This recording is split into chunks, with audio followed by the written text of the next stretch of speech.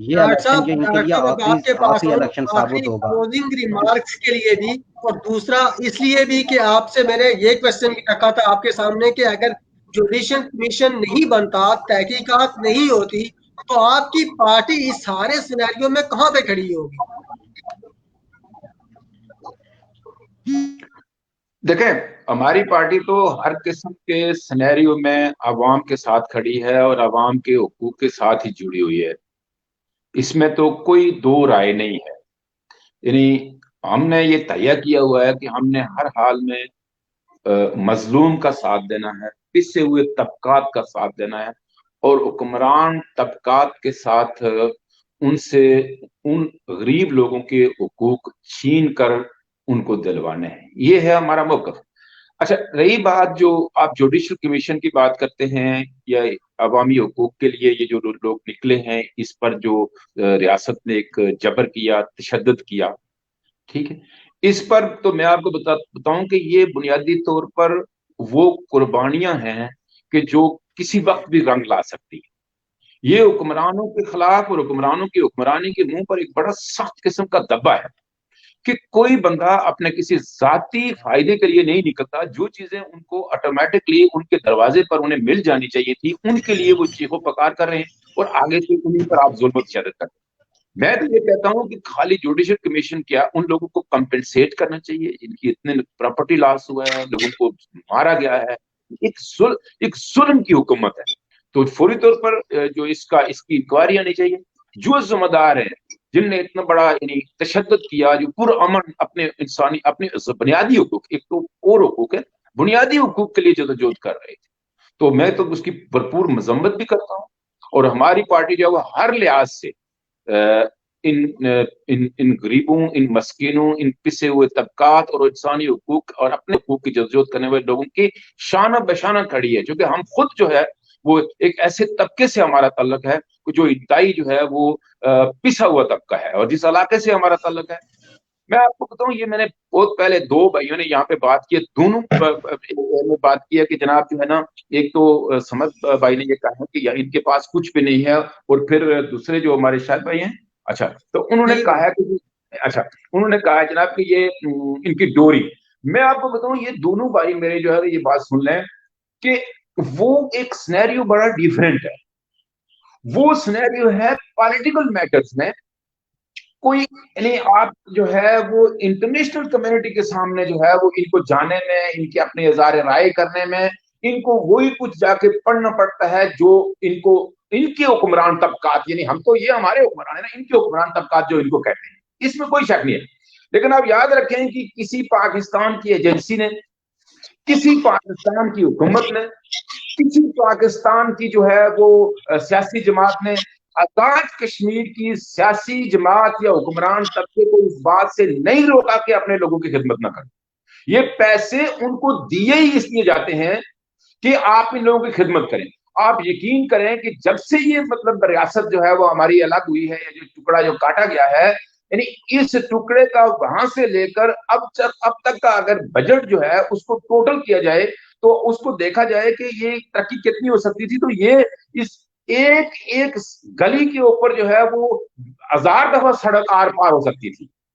यानी हर metre kilometre के हिसाब से एक एक हॉस्पिटल होता, हर किलोमीटर पर एक एक जो है वो स्कूल होता, और वो है भी। यानी मैं आपको बताऊं, मेरी अपनी जिंदगी में मेरे इलाके में कोई 50 दफा सड़क बन चुकी है, एक ही सड़क। यानी इस कदर ये करप्ट सिस्टम है, इस कदर माफिया डॉक्टर साहब कि आप सारे भाई, आप जिन ये हमारे भाई हैं, इनकी उम्र कितनी होगी खुद देख लें कि एक एक सड़क कोई 20-20 दफा बनती है, और फिर वो साल बाद खंडरात में बदल जाती है। ये नहीं कर सकते कि भाई मतलब है जो है ना उसको इस तरह का निजाम कायम करें, उसके लिए नालियों का निजाम। यानी यूरोप में जितनी बर्फबारी होती है, यूरोप में जितनी जो है वो बारिशें होती हैं, इतनी तो पूरी दुनिया में किसी जगह नहीं होती, यहाँ पे जितनी ठंड है, ठीक है। और आप देखें कि यहाँ पे जो ये तस्वर भी ना करें कि एक सड़क पर जरा इतना सा निशान भी होगा तो आप दूसरे दिन देखेंगे उसको प्लान किया होगा, ठीक है। लेकिन यहाँ पे डॉक्टर साहब ये है कि समद भाई के पास रोड ही नहीं है, और जहीर भाई के पास जो रोड है वो कच्ची है। सरदार ज़ुबैर ने मुझे ज्वाइन किया है, आज के ग्रैंड जिरगे के हवाले से सरदार ज़ुबैर से मैं पूछूं, زبیر کیا فیصلہ ہوا آج کے گرینڈ جرگے میں؟ جی شاہد بھائی بہت شکریہ آپ کا، آپ نے مجھے اس قابل سمجھا کہ میں آپ کے پروگرام میں حصہ ڈال سکوں۔ زاہد رفیق صاحب نے چونکہ پروگرام دیکھ رہا تھا، زاہد رفیق صاحب نے چونکہ تفصیلاً آپ کو بتا دیا ہے۔ آج کے گرینڈ جرگہ کے حوالے سے میں آپ کو بتاتا چلوں کہ آج چونکہ ہمارا بہت بڑا گرینڈ جرگہ ہوا ہے، جہاں حویلیاں سے بھی لوگوں نے شرکت کی ہے، باقی گرد الباغ سے بھی لوگ آ رہے تھے لیکن وہ تھوڑے لیٹ ہو گئے، ان سے بھی ہماری یہ بات کی ہے کہ انہوں نے بھی ہمارے اس جرگے کی تائید کی ہے۔ ہم نے یہ بات کہی ہے کہ اگر 10 تاریخ سے پہلے، چونکہ 10 تاریخ کو ہم نے حکومت کو ڈیڈ لائن دی ہوئی تھی، اگر 10 تاریخ سے پہلے اگر تولیپیر روڈ کا نوٹیفکیشن نہیں آ جاتا تو ہم 22 تاریخ کو پھر کمشنر آفس کے سامنے احتجاجی دھرنا دیں گے۔ تو جو پہلے آپ کو دھرنا دیتے ہوئے جو تشدد ہوا آپ پہ، اس کے بارے میں کیا فیصلہ ہوا؟ جی شاہد بھائی، ہم نے جو ایک کمیٹی بنائی ہوئی تھی، جو تحقیقاتی کمیٹی جو اپنا ایس پی کے زیر اہتمام بنائی ہوئی تھی، ہم نے اس کو مسترد کرتے ہوئے ہم نے جوڈیشنل انکوائری کی جو ڈیمانڈ کی ہوئی ہے، یہ بھی ہماری اسی کال کا حصہ ہے کہ اگر یعنی اس سارے سلسلہ کے اندر اگر 10 تاریخ سے پہلے اگر کوئی چیزیں فائنلائز نہیں ہوتی، گورنمنٹ کی طرف سے اگر یہ چیزیں نہیں ہوتی تو ہم 22 تاریخ کو یہ مطالبہ لے کر بھی جائیں گے۔ ہمارے پہلے ایک ہی مطالبہ تھا جو تولیپیر روڈ کے حوالے سے تھا، اب 2 مطالبے ہیں کہ ہمارے جو بزرگوں کا خون گرا ہے اس کا حساب بھی دیا جائے۔ لیکن کیا جو اب آپ کا مطالبہ جو دھرنا ہوگا ابھی، اس میں وہ حویلی، باغ اور راولا کوٹ تینوں اضلاع کے لوگ ہوں گے؟ شاید ہم نے چونکہ طے اس طرح کیا ہوا ہے کہ جس دن ہم راولا کوٹ کی طرف مارچ کریں گے تو ہم نے حویلی کے لوگوں سے یہ بات کہی ہے کہ فارورڈ کوٹا جو ہے آپ کو یہاں آنے کی ہم زحمت نہیں دیں گے۔ اگر ہم راولا کوٹ پہ جس دن ہم راولا کوٹ کی طرف مارچ کریں گے اسی دن وہاں بھی حویلی اور جو فارورڈ کوٹا کا جو بازار ہے وہ وہاں بند ہوگا اور وہ مکمل طور پر وہاں بھی دھرنا دیا جائے گا۔ لیکن آج میں نے سنا کہ آپ کے گرینڈ جرگے میں نون لیگ کے لوگ بھی شامل تھے، تو نون لیگ نے ایک طرف تو آپ پہ تشدد کیا، دوسری طرف آپ کے گرینڈ جرگے میں شامل تھے، اس کی کیا وجوہات تھی؟ اپنا شاہد بھائی، چونکہ نون لیگ کا ایک ہی جو ممبر تھا وہ وہاں شامل تھا، وہ شاید اپنی پارٹی سے کہیں نہ کہیں ناراض ہے، اس لیے کہ آج شاید آپ نے سوشل میڈیا کا دور آپ دیکھ بھی رہے ہوں گے کہ آج نون لیگ کے خود اپنے کارکنان نے نون لیگ کے خلاف پریس کانفرنس کیا، جو نمبر 3 کے لوگ تھے کہ یہاں حلقہ نمبر 3 کو مکمل طور پر نظر انداز کیا گیا۔ اس حوالے سے پہلے ہی جو یہاں کے کارکن ہیں نون لیگ کے، زبیر نون لیگ کے یہ کون سے کارکن ہیں جنہوں نے پریس کانفرنس کی ہے؟ ان کا نام تو شاید میں نہیں جانتا، لیکن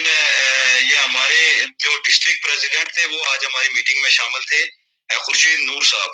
جنہوں نے یعنی یہ بات کہی ہے کہ ہم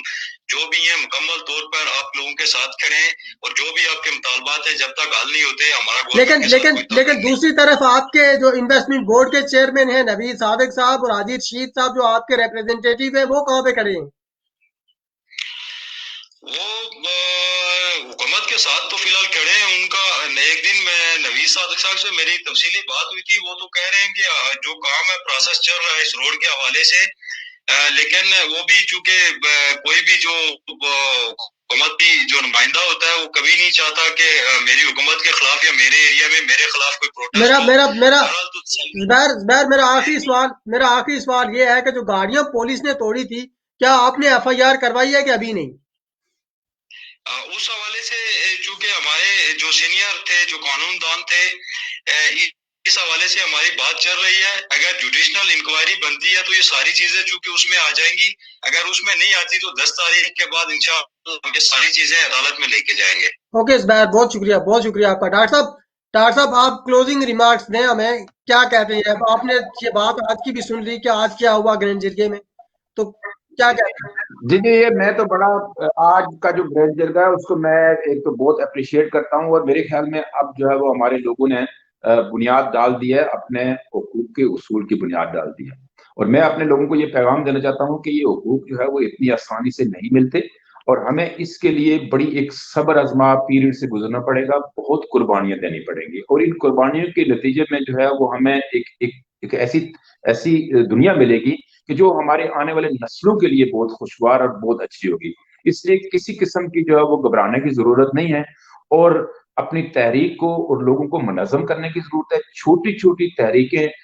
مختلف علاقوں سے سٹارٹ کر کے اس کو ایک بڑی تحریک بنا کر عوامی ایک ریلی کی صورت میں جو ہے وہ لوگ نکلیں. اور ہمارا جہاں تک تعلق ہے، میں، میری پارٹی اور میرے علاقے کے ایون سارے لوگ جو ہے وہ اس تحریک کے لیے، چونکہ ہم نے بہت سارے لوگوں کو اس سے پہلے بھی نکالا ہوا ہے عوامی تحریک کے لیے، ہمارے لوگ نکل رہے ہوتے ہیں، اور وہاں بھی بہت ساری تحریکیں چل بھی رہی ہیں اور ابھر بھی رہی ہیں اور بن بھی رہی ہیں. تو اس لیے میرا یہی پیغام ہے کہ یہ وہ حکمران نہیں ہے کہ جن کے اندر کوئی دل ہے، ان کے اندر پتھر کا دل ہے، اور ان کے اندر جو ہے وہ جو سوچ ہے وہ صرف اور صرف اپنی تجوریاں بھرنے اور اپنے لوگوں کی تجوریاں بھرنے کے لیے ہے. عوام کے لیے یہ کچھ نہیں کرتے. آج اگر ایک کی حکومت ہے، کل دوسرے کی آئے گی، تو حکمران طبقات سارے ایک جیسے ہوتے ہیں. ان کو مہارت یافتہ طبقات کہا جاتا ہے، ان کو کسی قسم کی اور مہارت لینے کی ضرورت نہیں ہوتی. تو اس لیے میرے خیال میں ہمیں خود ہی ایک چھوٹی چھوٹی تحریکوں کے نتیجے میں ایک بڑی تحریک بنا کر پورے آزاد کشمیر کے لیول پر ایک بہت بڑی تحریک بنانی ہوگی، اور لوگوں کے جو بنیادی انسانی حقوق ہیں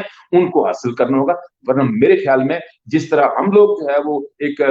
کل کوئی آدمی اسپتال میں فوت ہو گیا، علاج نہ ہونے کی وجہ سے ایک جنازہ رکھ کر ہم نے پروٹیسٹ کیا، ہم کل بھول گئے. تو ہمیں بھولنا نہیں ہے. ہم پر یہ جبر کا دور ہے، اور اس جبر کے دور سے نکلنے کے لیے ہمیں ایک مناسب، ایک پراپر، ایک منظم جدوجہد کی ضرورت ہے، جس کو آہستہ آہستہ جو آہستہ آہستہ بڑھے گی. بہت بہت شکریہ ڈاکٹر صاحب آپ کا، آپ میرے پروگرام میں آئے. بہت شکریہ. سمد، آپ عوامی کمیٹی کے حقوق کے لیڈ کر رہے ہیں، آپ میرے